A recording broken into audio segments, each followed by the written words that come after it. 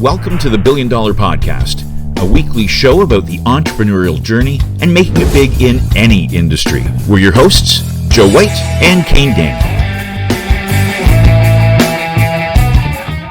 Today's guest is Michael Dutra, CEO of the Dutra Wealth Management Group, overseeing operations in Ontario, BC, and Alberta.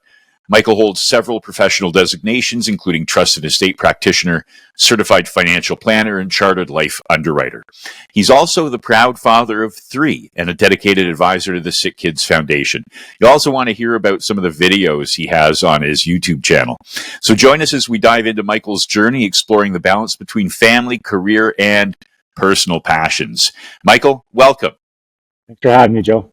It's great to have you with us. So, wanted to start off with maybe just a little background. It's not, I've never spoken to anybody yet who said, I was 5 years old and decided that I wanted to get into this industry.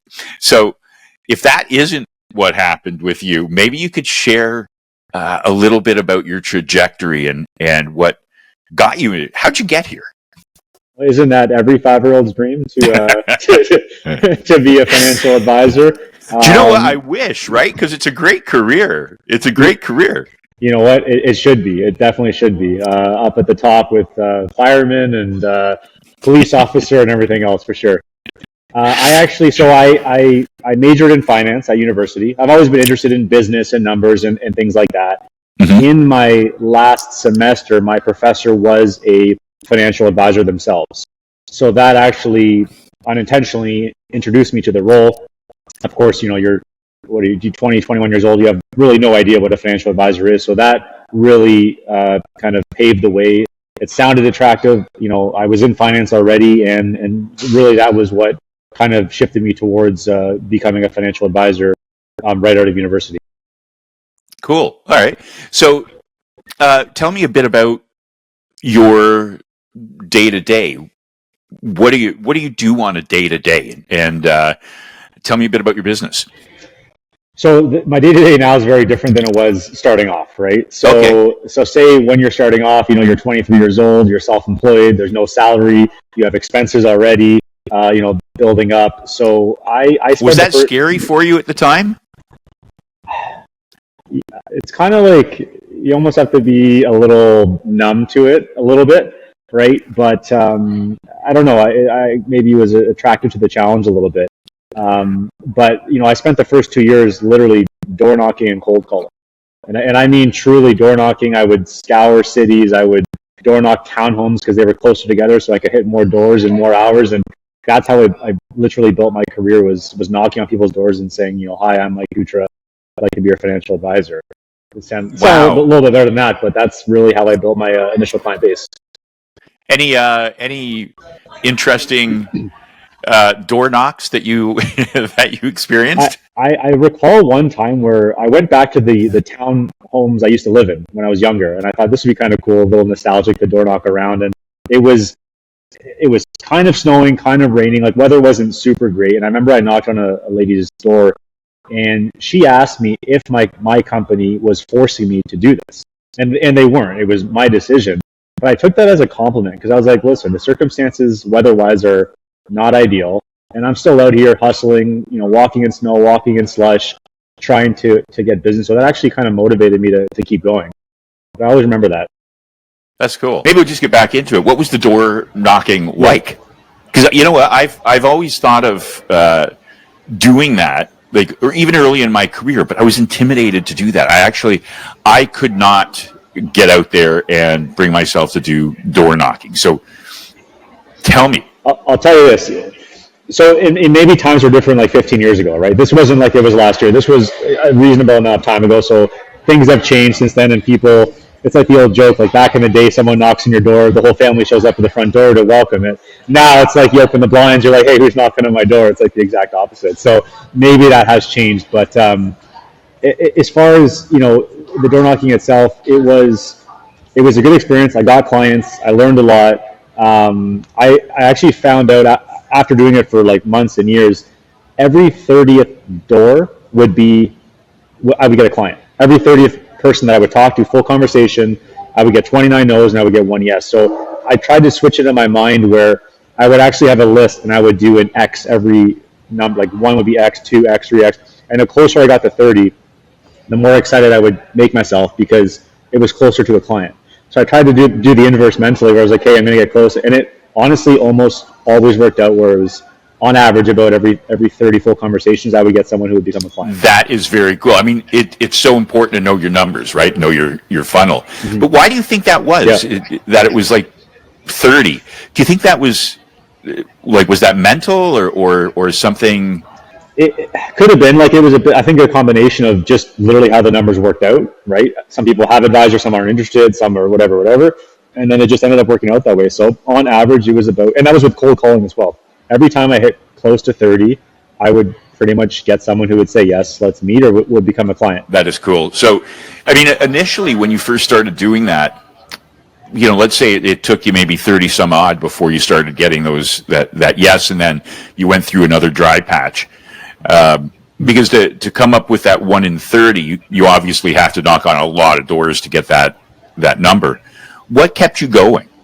I think like activity always feels good. Like people who are in slumps and who are, you know, numbers are low or times are tough, I always felt like action brings like positive feelings and you feel good about yourself. So even if you went out for 2 hours and didn't get anything, in my opinion, you feel a lot better.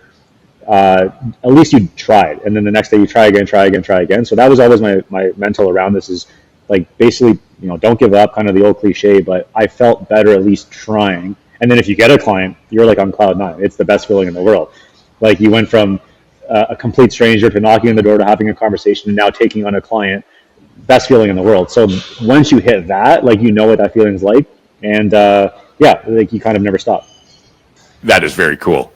So in doing this role, like in estate and trust planning, that is, I mean, that's a big deal. I think most people don't take that anywhere near as seriously as they should, whether they have a lot of assets, family, offspring, or not. But what would you say is your favorite part about helping clients with this type of planning and legacy planning? Yeah, like you said, it's one of those things that people it's not something you can just naturally know about, right? It's so complicated, it's so detailed, but if you find the right person to help you, it is incredibly helpful information and helpful services you're providing to a family. So I've always liked helping people no matter how I can, and if I can do it in a professional manner, you know, I truly believe it, and I know it is real value help, and you know, I'd love to make a career doing that. Yeah, that's a big deal, right? A lot of the people we talked to so far who are successful have that as, it's basically a common theme, the helping people. It has to be done honestly, right? Looking at people as a paycheck isn't where it's at. It's having that need to want to help. And when it comes to that, like, tell me about your philanthropy and your involvement with sick kids. How's that impacted on your professional and your private life? The philanthropy angle, like a lot of clients are either donating, they want to donate, they've never thought about it, but once you bring up different strategies, it becomes very attractive, and maybe deep down they've always wanted to be someone who gives back to the community. So that conversation is always a nice conversation, right?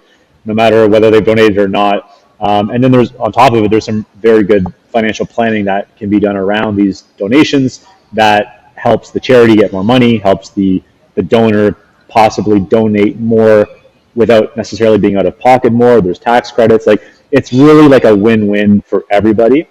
So I always just liked talking about that, and I can make it part of my profession to discuss that philanthropy angle and getting involved with sick kids, and you know, that's always a great thing to do. It's just like, why wouldn't you do it if it could be part of your day-to-day, so to speak? I mean, why not, right? Yeah. So what's the strategy there when it comes to donating to sick kids?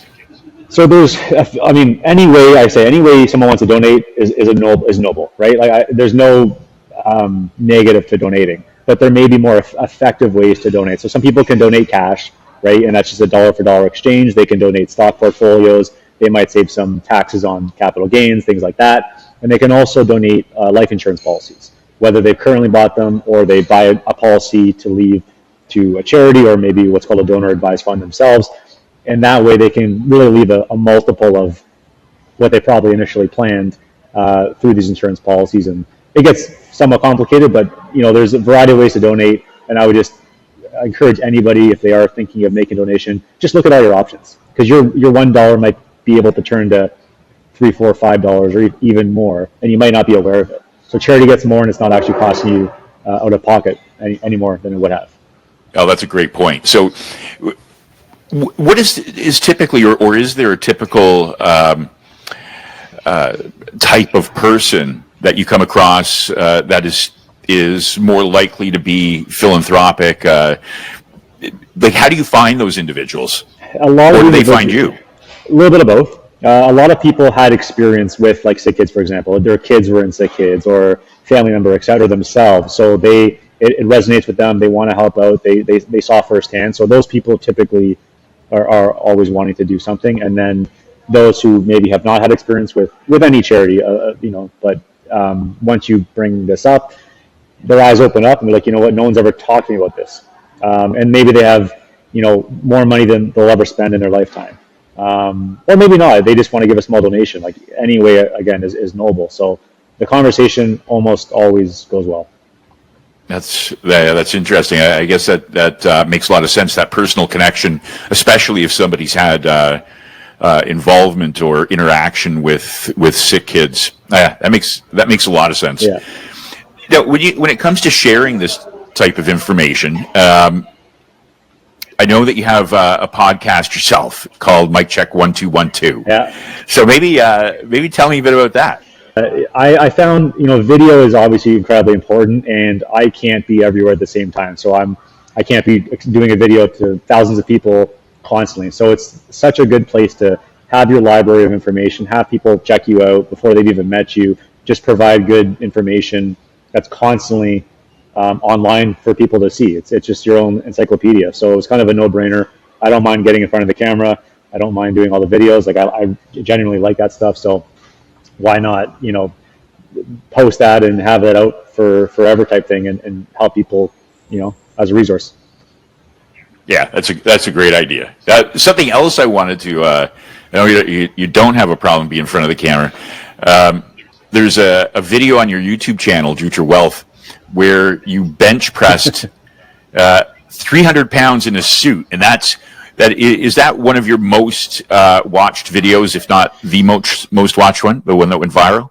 Well, I had probably done a few hundred videos at that time, and I had some reasonable success, in my opinion. The thing is, like, I'm not trying to get 1 million subscribers. I'd rather 10 people watch me and 6 people call me, type thing, right? So it's quality over quantity, right? But my friend has a gym, and I had this idea in my head. I was like, you know what, like, workout videos are obviously popular. I'm big into working out. Like, I like the health side as well. So I always talk on health and wealth. So I thought, what a good way to combine health and wealth. I'm kind of like the suit guy, as you can see, but below the suit, there's still an active, physical type person. So I tried to combine the two and just came up with the idea of kind of be, a little funny to walk in with the briefcase, do the bench press, and leave. And that thing went, somewhat viral, at least in my opinion. Like, there was like 400,000 views or something like that on YouTube, and I mean, people got a good laugh out of it as well. So that's amazing. Yeah. That's amazing. Yeah. So obviously you have fun doing what you do, and you do incredibly well. What do you like the most about this career path? The most. It's a great job. Like, it's I meet new people every day, great people from all different industries. One thing that I've almost unintentionally built over the past 14 years is this network of, like, the coolest, most interesting people that if anyone needs, like, a connection to someone, like, I'm almost like the go-to. Like, I have A to Z, I could probably connect you or help you in some way. So it's been pretty amazing to meet these people, help these people, and do something that I genuinely love to talk about. I don't really know what else I'd be doing. That's cool. Yeah, that's it's important. I've heard the saying "do what you love," but I've also heard the not really contrary, but do what you love, and if it doesn't make you much money, then you'll be happy. Or you can do what you're good at and learn to love it, and have a really financially rewarding life as well. So I don't know which one makes more sense. I guess it depends on the individual. But if you can combine the two and you can do what you love and you're really good at it, then I guess that's a great career path. I think combining the two is probably the reasonable answer to that, right? Because a lot of people, the career they're doing, like you said, they're not 5 years old wishing they were doing some of the careers they're in, but you can learn to love something because you get exposed to it, and what you have to do in a day-to-day is great, and you can maybe compare it to other careers and other options which don't seem as attractive as the one you're doing. So you certainly become to love it even more, right? Yeah, and I guess you have in your role, you have different aspects of the role that is kind of maybe something for anyone. Like you meet people, so if you're a people person, you get fulfilled in that way. You could be analytic. So what part of it is I guess it's the meeting the people and getting to experience new stories from people on a regular basis? Yeah, I feel like I'm honestly constantly learning about other businesses and industries and what's working, what's not, and like what's hot and what's not. And it's I'm almost like analyzing just the world of business constantly, and at the same time providing advice to all these people as well. So it's a two-way street. It's very much just as much for me as it is for my clients. That's cool. Yeah. That's cool. So what about for somebody who's kind of in the situation that you were in, maybe in university, and they're thinking, you know what, I'm going to be saddled with some debt. I'm going to try to get a salaried position in the field in which I studied. For them, how would you suggest that they maybe widen their perspective and look at this or maybe another entrepreneurial type business as an option? Talk to a lot of entrepreneurs and talk to a lot of salaried people, I would say generally speaking, the entrepreneurs that I know that have been doing it for 10 plus years, 15 plus years, they struggled more in the early years than the salaried people, for sure, as did I. My friends were making way more than me in the early years because they were salaried and had benefits and all this sort of stuff. But hopefully, if all the cards align, it's exponential growth, right? It doesn't just go up 5% per year. It can go up 50% year over year for a lot of years in a row, right? But that's the challenge, and it's not guaranteed. So there's always the risk, but I think there's risk in everything. I think there's risk in salary. You could be laid off, you could be fired, and you can't fire yourself necessarily when you're self-employed, but the income might go up and down as well. So I don't know what's better, but I certainly am very happy I came into this path in life. Yeah, I mean, COVID was a very good teacher when it came to what job security is and isn't, right? The fact that a lot of people that thought they had security didn't, or at least in that situation didn't. And how was COVID for you in your business? It was also challenging because the people I meet, like I'm in person. I'd rather drive an hour to meet you in person than do a Zoom. Like honestly, I'm always been like that, a little old school, I guess. So to not meet people is challenging, and then when you're meeting someone for the first time over a screen, you just don't connect as well as being in person. So that's something I certainly miss, and I was one of the people that couldn't wait to get back to the office, back to meetings. Like I couldn't wait. So I'm glad that's all kind of in the past, and yeah, in-person meetings I much prefer. So you found that that's come back now, that people are much more willing to. Do you think is the same level as was pre-COVID in regards to people willing to meet face to face?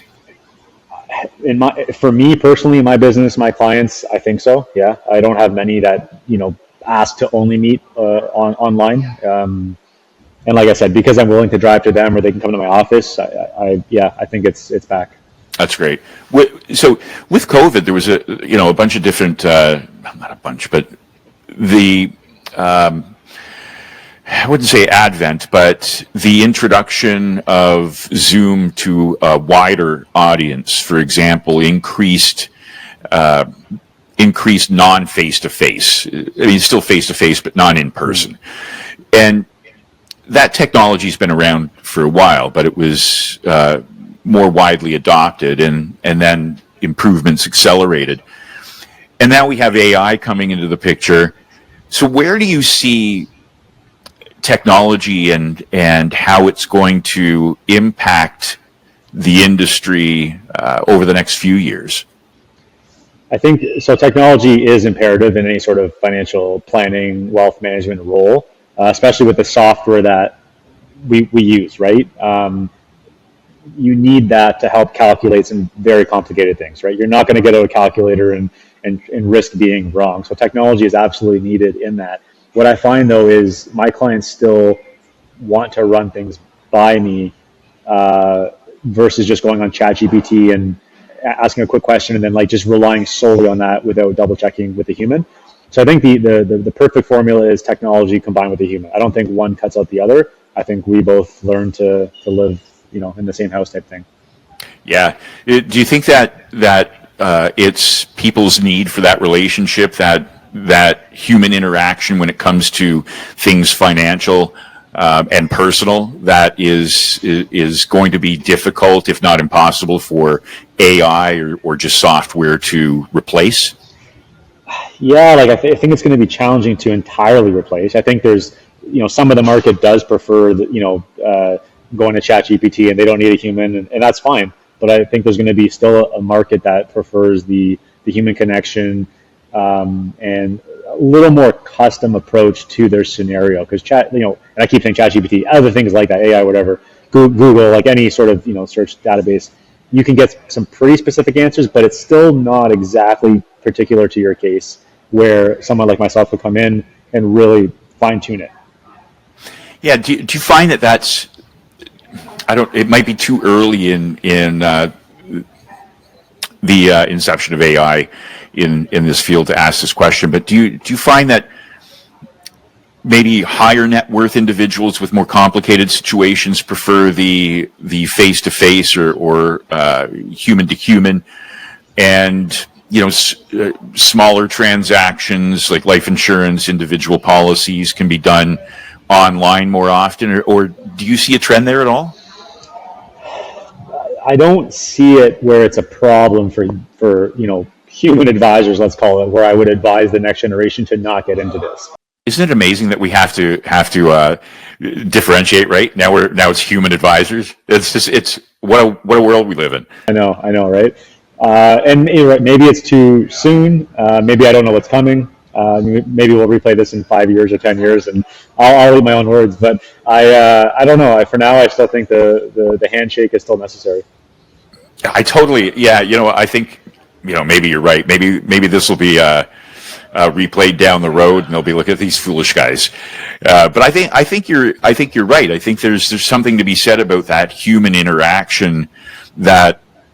Just software or AI that can provide information can't really take into account, and that is, in my opinion, the interpersonal aspect of this, us having emotions and understanding things and being able to go off on segues based on little maybe nonverbal cues that an AI wouldn't be able to pick up on. Now, maybe, an AI, in 50 or maybe 10 years from now, I could be on this with you and wouldn't be able to tell that Michael Dutra is not a live human being. But you are, yeah. and it's possible now, but maybe in 10 years it won't be, and maybe that can trick us into dealing with them. But I can't see that people are going to want to deal with people. I sure hope so, or the future is going to be weird. Yeah, there has to be some reason for us to exist, other than to be AI's playthings. Yeah. So when it comes to the current industry, and forgetting about what might happen down the road, how do you see things going over the next few years in regards to adoption of financial planning and wealth management, and because there is a huge transfer of wealth occurring and about to.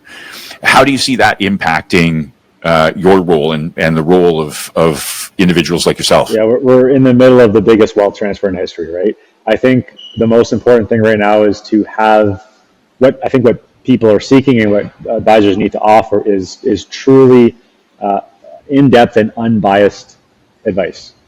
I think that's what people need. I think I'm the first to say that people in the finance industry, wealth industry, insurance industry, there's in every industry, but there's good apples and bad apples, right? And I think it's a time where we really need to cut out the bad apples and provide truly good advice without ulterior motives to, I don't know, sell other things and this sort of thing, right? Like I always say, I want to be your right-hand confidant, right? You see in the movies, the guy standing to your right shoulder and you lean over and ask him a question. Like that's who I want to be, and you can trust me to give you that answer.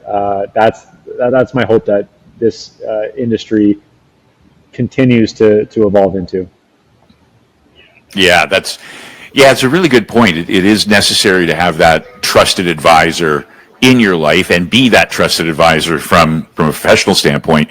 And when it comes to the conversations that you're having about this transfer of wealth, are there any trends that you see there or any commonality between situations? It's still shocking that just generally speaking, like people don't know how the transfer of wealth works, like for their own assets.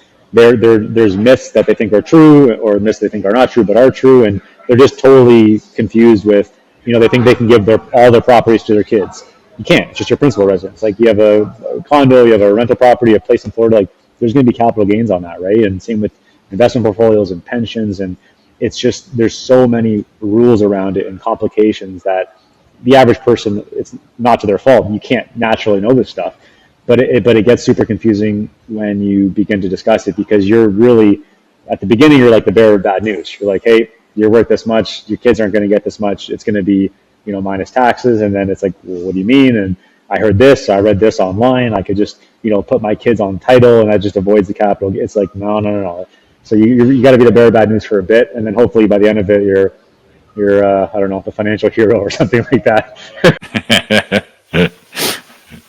Yeah, that is a challenge with going online and like going on Reddit or even asking ChatGPT, because these places, they get wrong information, right? So it's always important to speak to somebody knowledgeable who is a trusted advisor like yourself and really work through this. So do you find that with those misconceptions where they think, I'm worth a few million, that entire amount is going to be transferred directly to my kids, when they realize that's not the case, have you been able to work with them for, some effective strategies to get most of that money to their beneficiaries? There are effective strategies to help, alleviate the tax, minimize the tax. There's, lifetime capital gains exemptions. There's things like that, right? Of course, at the end of the day, you can't just always eliminate it. So there may be tax owed at the end of the day. And then the question isn't will there be tax or not, because there will be. It's how are we going to pay this tax bill? And that's the next big question, because there's some awful ways to pay it. There's some very effective ways to pay it. But at the end of the day, the estate is going to owe X amount. So the CRA is not going to allow the estate to be settled until taxes are paid. And then if beneficiaries are getting assets but the taxes aren't paid, then they could technically might be able to, or might have to send the money back to pay the taxes. So it can get pretty complicated and pretty ugly. But with the right strategies, with the right team, lawyers, accountants, wealth managers, like myself, hopefully they can all put their heads together and come up with the best plan for you. Do you have is there one strategy that should basically always be employed to help offset the tax burden on wealth transfer? There's some basic things that everyone should have, like having beneficiaries on all of your accounts, ownership, just making sure if there's multiple shareholders agreements, life insurance. There's a few, maybe a top 10 list of kind of basic 101. But beyond that, it is going to get complicated to figure out the math on how much you owe, collect all, because a lot of people don't even have an organized list of their assets. They're all over the map. They're not on one piece of paper, and that's kind of step one. It sounds super basic, but if the listeners, if I asked everybody who can open up a Word document or some sort of, PDF, and it has all your assets, it's going to be like 2% of people, I bet, right? So that's like step one, organize your stuff. Then let's look at what they're worth, what the liabilities are, what the taxes are, and then let's look at some strategies to minimize that. So is that how you typically handle or onboard a new client? Is that's like step one? Yeah, that's a fair way to it's getting to know their financial situation, whether they're a business owner or not, corporations, holdcos, trusts, assets, liabilities, and analyzing it. Like it's almost like a financial doctor. You can't, tell me your knee hurts, your chest hurts, but you won't let me do an X-ray, you won't let me do a CT scan. Like I need to do that stuff to really give you good advice, or else it's just generic and it's not really worth much. Yeah, that's a great analogy. That's a really good one there. For those maybe coming in, and you've had some fantastic successes, and you work with high net worth individuals. You have colleagues who are successful. So when you see somebody who might be thinking of coming into this industry, and if they sat down with you and they said, Michael, can you help me along? What would you suggest? The first thing I would say is it's a long-term play, but it doesn't mean that it takes a long time to make good income and have good results and have just a good lifestyle in general, right? So it's both. It's for everything. You never stop marketing, never stop getting new clients, never stop perfecting and educating yourself, never stop getting new designations. Like that's also what I love about it, though. So you're never going to peak and then all of a sudden you're just coasting for your entire career. If you do, I don't know how fruitful of a career you're going to have. I think you're going to, lose out, I think, compared to everyone else who's kind of swimming past you. So, but like that being said, it is, if it turns out well, it is a fantastic career. So it's really, you have your marketing hat on, you need to educate yourself, you need to constantly be talking to new people and not be afraid of have that thick skin, as they say, right? Yeah. So when you're at a networking event, is it fun? Do you have fun going up and talking to new people? I do. And I think the last type of person you want to be is that annoying wealth or finance guy at an event. So just cracking jokes and literally being yourself, that's always done the best. I think the mistake people make is trying to sell too hard too quickly. The more you know people for somewhat of a reasonable time length, things tend to transact better, and it's not just like you said, a dollar sign on everybody's head. So, but yeah, those you have to be good at those things, right? If you're not, it's going to be a tough career, right? So make those connections first. Start with interpersonal connections, and the business will undoubtedly follow if you keep that up. For sure. Or at least your probability of success is much higher doing those things, right? Right. Yeah. There's no guarantee, right? There's no even if no matter how good you are, there's no guarantee. But that's really wise advice. I think that and just keep plugging away. Just like find out how many door knocks you have to do to get that yes. That's it. That's cool. So, Michael, where can people find you? Where can they follow you? How do they get in touch? YouTube, Mike Check 1212. My website's dutrawealth.com. I'm on LinkedIn. If you want to email me, call me. I'm sure you'll post my information after the post. But and anyway, I'm always happy for a conversation. Fantastic. It's been a real pleasure. I've really enjoyed the conversation. I know that people who are listening and watching are going to get some valuable insights into what it takes to be successful and what they should be doing, especially if they have some wealth, because you're right, that a lot of people don't think about long term. They think about now and generating wealth, but not what's going to happen to it down the road. So thank you very much for the time today. Appreciate it, and look forward to getting together with you, maybe having a drink or a coffee and sitting down and chatting some more and having you back on. Would love to, Joe. Thanks for having me on. Fantastic. Thanks. Thanks for tuning in to the $1 Billion Podcast. Make sure to subscribe to the show so you never miss an episode. For more in-depth entrepreneurial insights, follow us on social media, and for more info on the show, go to $1billiondollarpodcast.com. See you next time.